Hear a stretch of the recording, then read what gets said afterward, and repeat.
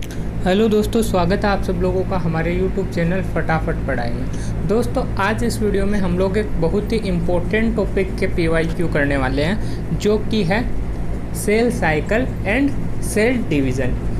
बहुत ही इम्पोर्टेंट और आसान टॉपिक है नीट के लिए।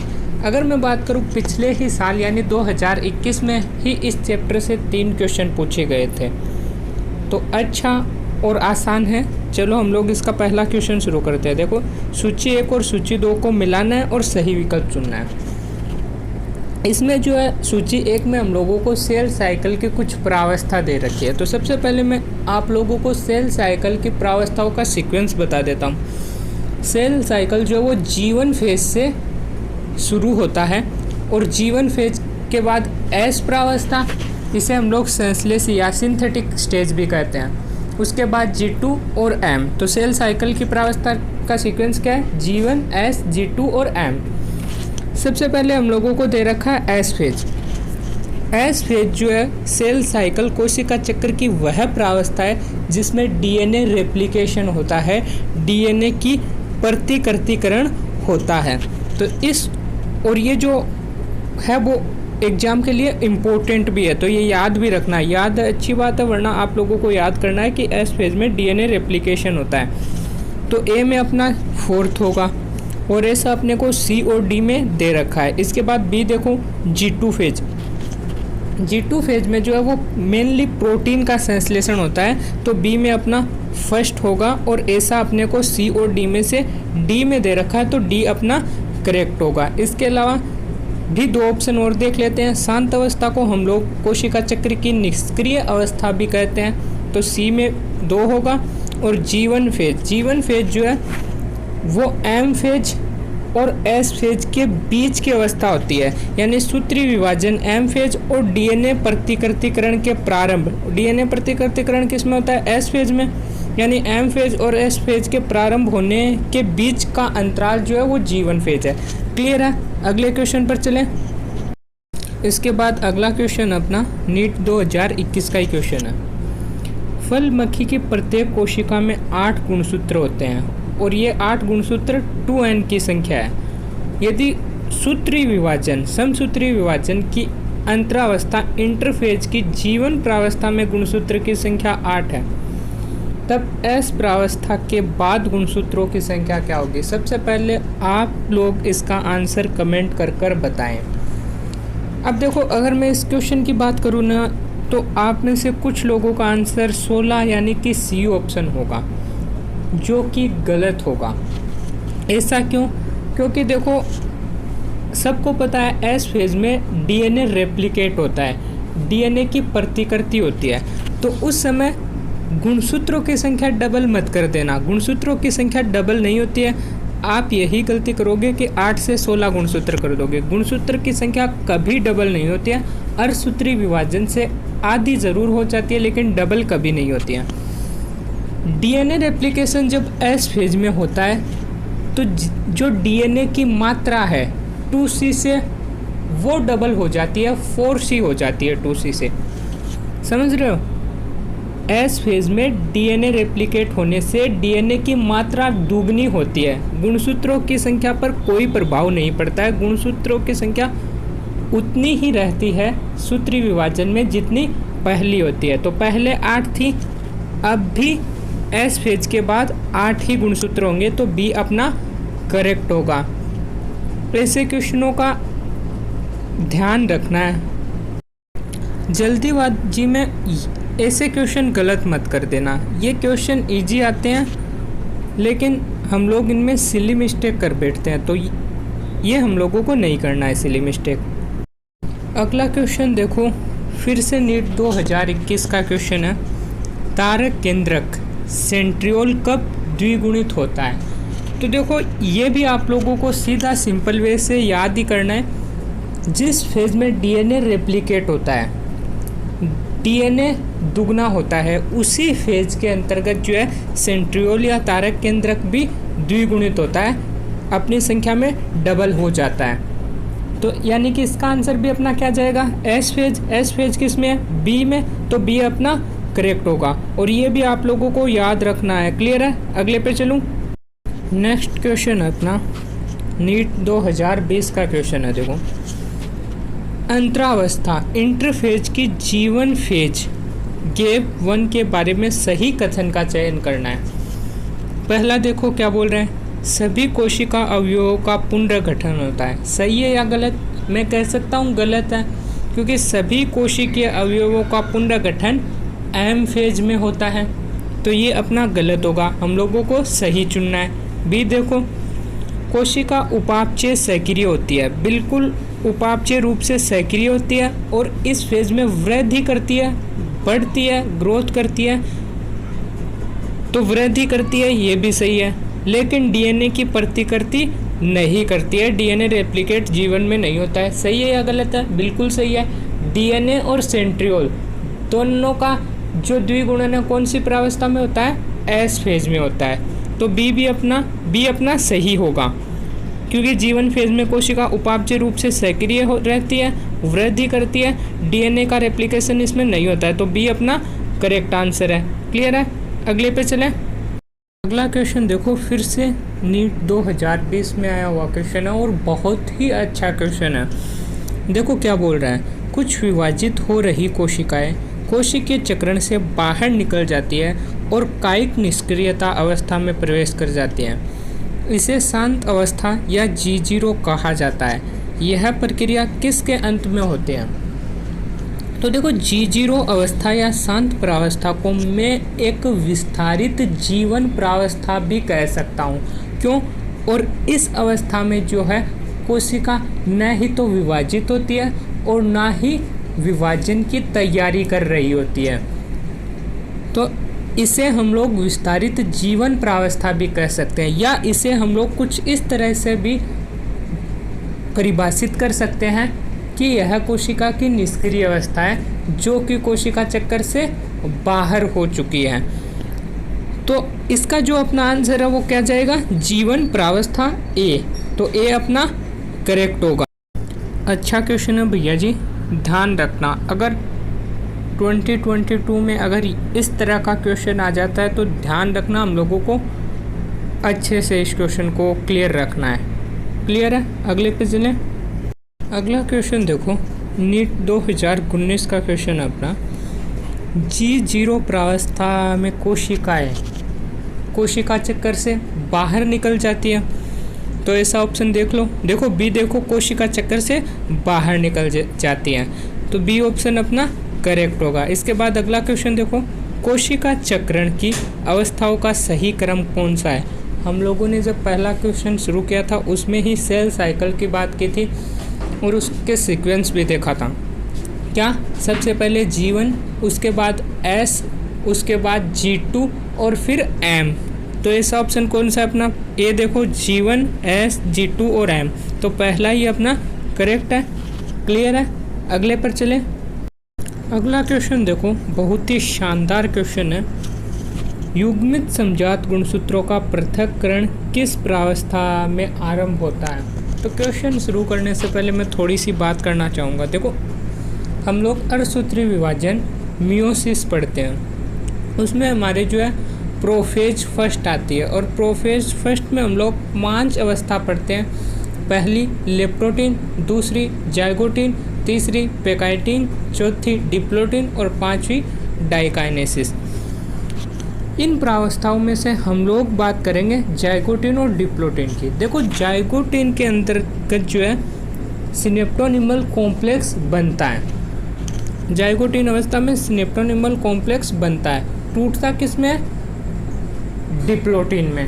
ठीक है, तो देखो ये जो सिनेप्टोनिमल कॉम्प्लेक्स होता है ये एक जोड़ी सूत्र युग्मित समजात गुणसूत्रों के मिलने से बनता है, जिसे हम लोग युगली या टेट्राड भी कहते हैं। ठीक है, तो युगली या टेट्राड बनती किस में है? जाइगोटीन में।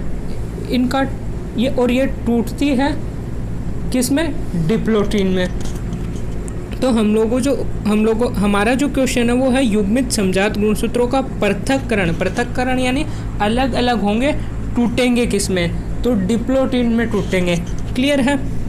डिप्लोटीन को हम लोग हिंदी में क्या कहते हैं? द्विपट अवस्था, और जाइगोटीन को युग्म पट अवस्था। इस क्वेश्चन का अपना आंसर है डिप्लोटिन यानी द्विपट अवस्था, तो बी ऑप्शन अपना करेक्ट होगा।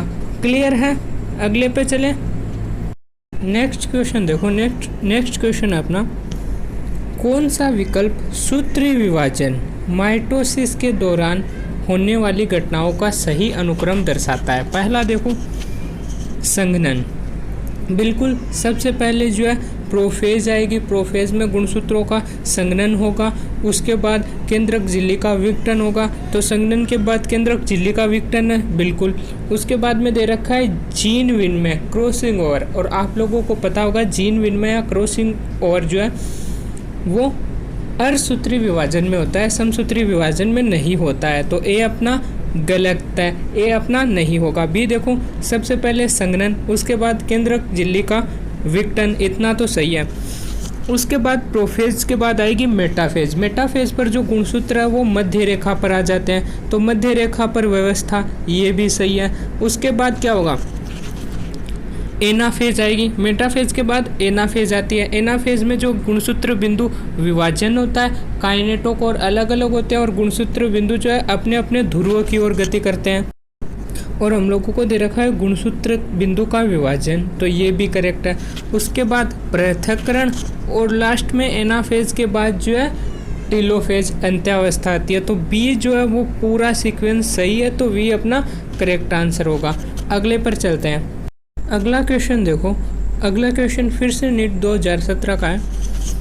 एनाफेज प्रमोटिंग कॉम्प्लेक्स APC जंतु कोशिका में समसूत्री विभाजन के सुचारू रूप से होने के लिए आवश्यक प्रोटीन डिग्रेडेशन मशीनरी है। यदि मानव कोशिका में APC त्रुटिपूर्ण है, निम्न में से क्या घटित नहीं होगा। तो देखो APC जो है वो एनाफेज प्रमोटिंग कॉम्प्लेक्स है, एनाफेज को प्रमोट करेगा। एनाफेज में क्या होता है, जो सिस्टर क्रोमेटिड है उनका पृथक्करण होता है और अपने अपने विपरीत ध्रुव की तरफ गमन होता है। तो बस अगर APC में त्रुटि होगी तो यही कार्य नहीं होगा, गुणसूत्र का पृथक्करण नहीं होगा, और पृथक्करण नहीं होगा तो अपने अपने ध्रुव की ओर गमन भी नहीं होगा। पहला देखो संघनित नहीं होगा गुणसूत्र, नहीं। खंडित हो जाएंगे, नहीं। सी है गुणसूत्र पृथक नहीं होंगे, तो सी अपना करेक्ट है। क्लियर है, अगले पे चले। इसके बाद अगला क्वेश्चन अपना नीट सेकंड 2016 का, कोशिका वृद्धि के दौरान DNA का संश्लेषण किस प्रावस्था के दौरान होता है। तो अगर मैं बात करूं DNA रेप्लिकेशन प्रतिकृतिकरण या फिर सेंट्रियोल का द्विगुणन, तारक केंद्र का द्विगुणन, दोनों ही S प्रावस्था S फेज में, तो इसका अपना C करेक्ट होगा। क्लियर है, अगले पर चले। अगला क्वेश्चन देखो क्या है, जब कोशिका में DNA रेप्लिकेशन प्रतिकृतियन द्विशाख रुक जाता है तब किस जांच बिंदु को प्रभावी रूप से सक्रिय करना चाहिए। तो देखो सबसे पहले अगर मैं बात करूं, अगर कोशिका में DNA रेप्लिकेशन फोर्क होगा तो कोशिका जो है वो जीवन को पार करेगी और S प्रावस्था में पहुंचेगी। ये यहाँ पर इसका पहला जांच बिंदु था। S प्रावस्था में DNA रेप्लिकेशन होगा, उसके बाद G2 प्रावस्था में पहुंचेगी। G2 प्रावस्था के बाद जो है माइटोटिक साइक्लिन, जो कि दूसरा जांच बिंदु है, उस पर उसके द्वारा जो है वो G2 से M फेज में कोशिका पहुंचेगी। अब ये बोल रहा है DNA रेप्लिकेशन द्विशाखन रुक जाता है, यानी S फेज में पहुंच चुका था, यानी पहला जांच बिंदु जा चुका है। अब जांच बिंदु प्रभावी रूप से सक्रिय करना चाहिए, यानी दूसरे जांच बिंदु पर रुका हुआ है। दूसरा जांच बिंदु अगर निष्क्रिय है तो वो G2 से M पर नहीं निकल पाएगा, वहीं पर रुका रहेगा। तो हम लोगों को दूसरा जांच बिंदु को सक्रिय करना होगा। तो दूसरा जांच बिंदु कहाँ होता है, G2 और M के बीच। तो ऐसा ऑप्शन अपना कौन सा है, पहला M, G2 M और M दोनों, M का कोई रिलेशन नहीं है, G1 और S नहीं, G2 और M, तो डी ऑप्शन अपना क्लियर करेक्ट होगा। क्लियर है, अगले पर चले। अगला क्वेश्चन देखो, कॉलम 1 और कॉलम 2 को मिलाना और सही विकल्प हम लोगों को इसमें चुनना है। पहला देखो A, पेकाइटिन। अब देखो ये जितने भी चीज़ दे रखे हैं ये हम लोगों को पता होनी चाहिए। पहला है पेकाइटिन। पेकाइटिन आप लोगों को पता होगा, इस अवस्था में जो है क्रॉसिंग ओवर होता है, जीन विनिमय होता है। तो ए में अपना तीसरा होगा। और ऐसा देखो एक ही ऑप्शन में है केवल सी में, तो सी अपना करेक्ट आंसर होगा। तो आंसर तो हम लोगों का यहीं से आ गया है। इसके बाद आगे वाले आप खुद देख ले, चलो मैं ही बता देता हूँ। मेटाफेज दे रखा है, मेटाफेज फर्स्ट, मध्यावस्था फर्स्ट। इसमें क्या होता है कि गुणसूत्र जो वो मिड प्लेट पर आ जाते हैं, तो ऐसा ऑप्शन देख लो। चौथा देखो गुणसूत्र मध्यवर्ती पट्टी पर व्यवस्थित हो जाते हैं, तो बी में 4 होगा। सी देखो डाइकाइनेसिस। डाइकाइनेसिस में काइज़मेटा का उपांती भवन होता है, काइज़मेटा का समापन होता है, तो सी में 2 होगा। और डी दे रखा है जाइगोटिन। जाइगोटिन पहले भी बात की थी हम लोगों ने एक क्वेश्चन में कि समजात गुणसूत्रों का युग्मन यानी युगली या सिनेप्टोनिमल कॉम्प्लेक्स का फॉर्मेशन जाइगोटिन अवस्था में होता है। और अगर मैं बात करूँ सिनेप्टोनिमल कॉम्प्लेक्स टूटता किस में है, विक्टन किस में होता है, तो किस में, डिप्लोटिन में। क्लियर है? अगले पे चलूँ। अगला क्वेश्चन देखो, बहुत ही अच्छा क्वेश्चन है। देखो तर्कुरूपी तंतु लगते हैं, तो आप लोगों को पता होगा किस पर लगते हैं, काइनेटोकोर पर लगते हैं भैया। पहला देखो सूत्र केंद्र नहीं, काइनेटोसोम नहीं, अंत्यांश पर नहीं, डी है गुणसूत्र के काइनेटोकोर पर, बिल्कुल। तो डी अपना करेक्ट होगा। अगले पे चले। अगला क्वेश्चन देखो 2015 का है, अर्धसूत्रीय विभाजन की घटनाओं का सही क्रम में व्यवस्थित कीजिए। देखो ये जो इस तरह के क्वेश्चन आ रहे हैं, ये क्वेश्चन आप लोग तभी कर पाओगे जब आप लोगों को सेल साइकिल पढ़ा हुआ होगा, समसूत्री विभाजन पढ़ा हुआ होगा, अर्धसूत्री विभाजन पढ़ा हुआ होगा, तभी आप लोग ये क्वेश्चन कर पाओगे। चलो देखते हैं। तो देखो अर्धसूत्री विभाजन की प्रोफेज जो फर्स्ट है उसकी जो अवस्था है लेप्टोटीन, जाइगोटीन, उसके बाद पेकाइटिन, फिर डिप्लोटीन और फिर उस लास्ट में डाइकाइनेसिस आती है। उनके कुछ पॉइंट दे रखे हैं और कौन सी अवस्था में कौन सा इफेक्ट होता है वो हम लोगों को बताना है। तो देखो जो प्रोफेज फर्स्ट है उसकी पहली अवस्था होती है लेप्टोटीन। लेप्टोटीन की देख लो कौन सी अवस्था इसमें मौजूद है, क्रॉसिंग ओवर पेकाइटिन में होता है, सिनेप्सिस जाइगोटीन में होता है, काइज़मेटा का अंत डिप्लोटीन में होता है, केंद्रिका का अदृश्य होना डाइकाइनेसिस में होता है। तो यानी लेप्टोटीन की कोई अवस्था तो दे नहीं रखी है, तो हम लोग सीधा शुरू करेंगे जाइगोटीन से। सिनेप्सिस या सूत्र युग्मन किस में होता है, जाइगोटीन। तो सबसे पहले बी आएगा, यानी बी तो अपना नहीं होगा क्योंकि उसमें सबसे पहले ए दे रखा है। साइनेप्सिस के बाद पेकाइटिन आती है जिसमें क्रॉसिंग ओवर या फिर जीन विनिमय होता है, तो बी के बाद ए में, यानी ए और डी में ऐसा है, तो ए और डी में से अपना आंसर करेक्ट होगा। उसके बाद आता है डिप्लोटीन। डिप्लोटीन में काइज़मेटा का अंत होता है, काइज़मेटा का अंत जो है यानी सी आएगा इसके बाद, तो सी हो गया। और ऐसा ऑप्शन अपना ए है, तो ए अपना करेक्ट होगा। और केंद्रिका का अदृश्य होना डाइकाइनेसिस, तो ए अपना करेक्ट है। क्लियर है? उसके बाद अगला क्वेश्चन अपना कोशिका चक्र की एस प्रावस्था में क्या होता है। देखो एस प्रावस्था ये तीसरी या चौथी बार आया है, तो इम्पोर्टेंट तो है और कुछ खास है भी नहीं, इसमें ईजी सा है कि एस प्रावस्था में डीएनए का रेप्लिकेशन होता है, डीएनए प्रतिकृतिकरण होता है। इसके अलावा तारक केंद्रक जो है सेंट्रियोल, उसका भी द्विगुणन होता है। तो देखो लेकिन अपने को पूछ रहा है डीएनए की मात्रा दुगनी होगी, वही रहेगी, आधी होगी, क्या होगा। तो हम लोगों को पता है इस फेज में डीएनए का रेप्लिकेशन होता है जिसके कारण डीएनए की मात्रा दुगनी होती है। गुणसूत्रों पर कोई प्रभाव नहीं होता है, लेकिन डीएनए की मात्रा दुगनी हो जाती है, 2C से 4C हो जाती है। और पहला ऑप्शन देखो अपना, प्रत्येक कोशिका में डीएनए की मात्रा दुगनी हो जाती है, तो अपने को पहला ही आंसर मिल गया। तो क्लियर है, ए ऑप्शन अपना करेक्ट होगा। अगले पे चले। पहले भी हम लोगों ने इस क्वेश्चन की बात कर ली थी। नेक्स्ट क्वेश्चन है अपना, यदि डीएनए की प्रारंभिक मात्रा 2C हो तो कोशिका चक्र की किस प्रावस्था में कोशिका में डीएनए की मात्रा 4C स्तर पर रहती है। तो बहुत ही सिंपल क्वेश्चन है, अभी बात किया। और एस फेज में और इस हिसाब से आप लोग बी ऑप्शन लगा मत देना, एस फेज दे रखा है उसमें और किसी में एस फेज नहीं है। उसमें ना जीवन भी दे रखा है साथ में, और आप लोगों को पता है जीवन एस से पहले आती है और डीएनए रेप्लिकेशन एस में शुरू होता है। तो यानी कि जीवन तक तो कुछ होता ही नहीं है, 2C की 2C रहती है, एस में तो शुरू होता है, जीवन पहले आ जाती है, तो जीवन में नहीं होगा, तो बी ऑप्शन नहीं होगा।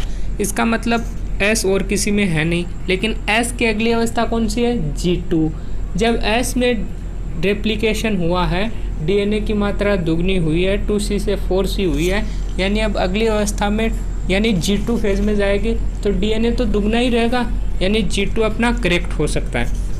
लेकिन डी ऑप्शन में एम फेज भी दे रखा है G2 के साथ, तो क्या एम फेज में भी दुगनी रहेगी? देखो एम फेज में नहीं बोल सकते हम लोग, क्यों? क्योंकि एम फेज में जो है कोशिका का विभाजन होगा और जो है डीएनए आधा आधा बंट जाएगा फिर से, ठीक है।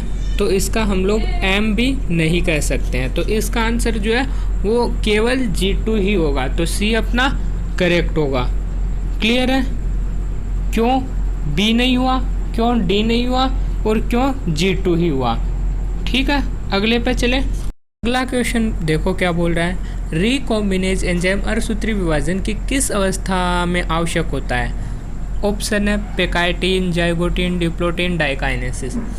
इनमें से कौन सी अवस्था में रिकॉम्बिनेज एंजाइम काम में आता है? तो देखो अगर मैं बात करूँ रिकॉम्बिनेज एंजाइम की, तो रिकॉम्बिनेज एंजाइम क्रॉसिंग ओवर के समय काम में आता है, और क्रॉसिंग ओवर आप लोगों को पता होगा कौन सी अवस्था में होता है। हम लोगों ने पहले भी 2 से 3 बार इसकी बात कर ली है। क्रॉसिंग ओवर जो वो पेकाइटिन अवस्था या स्थूलपट अवस्था में होता है, तो ए ऑप्शन अपना करेक्ट होगा। पेकाइटिन में क्रॉसिंग ओवर होता है और क्रॉसिंग ओवर में रिकॉम्बिनेज एंजाइम काम में आता है, तो अपना ए करेक्ट होगा। क्लियर है? अगले पे चले। नेक्स्ट क्वेश्चन देखो, नीचे दिए जा रहे आरेखीय निरूपण में एक प्रकार की कोशिका विभाजन की एक विशिष्ट घटना होती हुई दर्शाई गई है, बताइए यह कौन सी अवस्था है? तो देखो इसमें हम लोगों को क्रॉसिंग ओवर दिखा रखा है, जीन विन में दिखा रखा है, और आप लोगों को पता है कि जीन विन में जो है अर्धसूत्री विभाजन या मियोसिस में होता है, माइटोसिस या समसूत्री विभाजन में नहीं होता है। तो यहाँ से अपना सी और डी तो कैंसिल हो जाएगा, माइटोसिस में जीन विन में क्रॉसिंग ओवर नहीं होता है, यानी ए और बी में से अपना ऑप्शन करेक्ट होगा। अब मियोसिस की भी बात करूँ तो मैं उसमें हम लोगों को दे रखा है प्रोफेज फर्स्ट या सेकंड, तो क्रॉसिंग ओवर या जीन विन में जो है वो आप लोगों को पता है पेकाइटिन अवस्था में होता है, और पेकाइटिन जो है वो प्रोफेज फर्स्ट पूर्वावस्था फर्स्ट की अवस्था है, तो ए अपना करेक्ट होगा। अगला क्वेश्चन देखो, युग्मन बनने के दौरान रिकॉम्बिनेज एंजाइम किस अवस्था में भाग लेता है? अभी पिछले ही क्वेश्चन में किया है, रिकॉम्बिनेज एंजाइम पेकाइटिन में, और पेकाइटिन किस में आता है? प्रोफेज फर्स्ट में, पूर्वावस्था फर्स्ट में, तो सी अपना करेक्ट होगा। इसके बाद अगला क्वेश्चन देखो, वह कौन सी अर्धसूत्रण अवस्था होती है जिसमें समजात गुणसूत्र क्रोमोसोम एक दूसरे से पृथक हो जाते हैं, जबकि संतृप्ति क्रोमेटिड अर्धगुणसूत्र अपने गुणसूत्र बिंदु सेंट्रोमियर से जुड़े रहते हैं? तो देखो जो समजात गुणसूत्र है क्रोमोसोम वो मेटाफेज में मिड प्लेट पर उपस्थित होते हैं, और एनाफेज फर्स्ट में क्या होता है? अलग अलग होते हैं, जबकि उनमें जो संतति क्रोमेटिड है अर्ध गुणसूत्र है वो अपने अपने गुणसूत्र बिंदुओं से जुड़े होते हैं, तो अपना इसका आंसर क्या आएगा? Anaphase first. एनाफेज फर्स्ट या फिर इसे हम लोग हिंदी में पश्चावस्था प्रथम भी कह सकते हैं, तो डी अपना करेक्ट होगा। क्लियर है? अगले पर चले। और आज का इस वीडियो का अपना लास्ट क्वेश्चन आ चुका है। क्वेश्चन देखो क्या है, सूत्र युग्मित समजात गुणसूत्रों के युग्म द्वारा बनाए गए सम्मिश्र को क्या कहा जाता है? तो सिंपल सा क्वेश्चन है, युगली कहते हैं हम लोग इसे। नीट 2013 का क्वेश्चन है, तो युगली सी अपना करेक्ट होगा, और आप लोगों को पता होगा युगली जाइगोटिन अवस्था में बनती है। क्लियर है? तो इसी के साथ आज का अपना ये वीडियो भी कंप्लीट हुआ, और अगर आप लोगों को हमारा ये वीडियो पसंद आया तो इसे लाइक करें, अपने दोस्तों तक शेयर करें, और चैनल को सब्सक्राइब करना मत भूलना। मिलते हैं इसी तरह अगले वीडियो में।